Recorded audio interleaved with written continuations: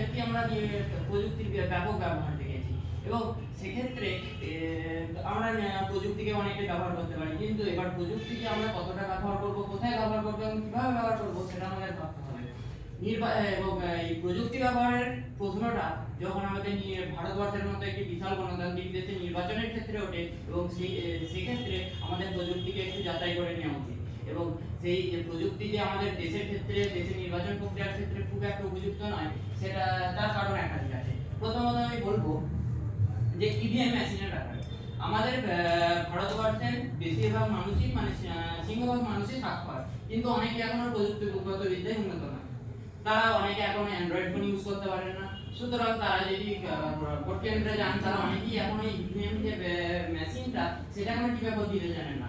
এবং আমার যে পক্ষে যে যিনি পক্ষে বললেন তিনি হয়তো বললেন যে ভিভিপ্যাটের ব্যাপারে।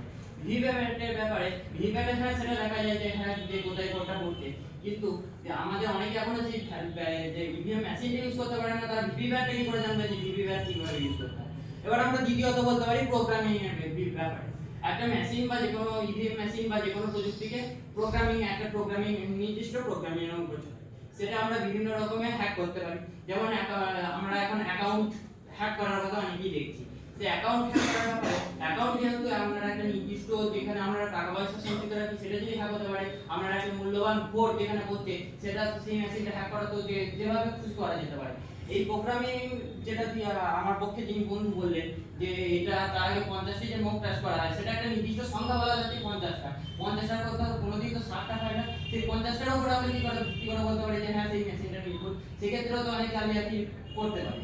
এবার আমরা যদি তার পরিবর্তে আমরা যদি ব্যালট পেপার ইউজ করি, সেই ব্যালট পেপারে সেরকম কোনো হবে না। হ্যাঁ অনেকেই অনেকেই আছে যে হ্যাঁ ব্যালট পেপার জলে ডুবিয়ে দেওয়া হচ্ছে, কিন্তু সেটা মেশিনের এই মেশিনের থেকে অনেক বেশি নির্ভরযোগ্য। 3 নম্বর, আমরা যদি এবার অনলাইনের কথা আসি, হ্যাঁ এবার অনলাইনে যদি আমরা ঘরে বসে যদি আমাদের ড্রয়িং রুমে যেমন আমরা অ্যাকাউন্টে টাকা ট্রান্সফার করি, ঘরে বসে আমরা যেমন বিভিন্ন কাজকর্ম করি বা যেমন অনলাইনে শপিং করি, সেভাবে যদি আমরা ঘরে ড্রয়িং রুমে বসে যদি আমরা এভাবে ভোটটাও যদি দিতে পারি, তাহলে হ্যাঁ সেটা অনেকটা আমাদের ভারতের গণতন্ত্রের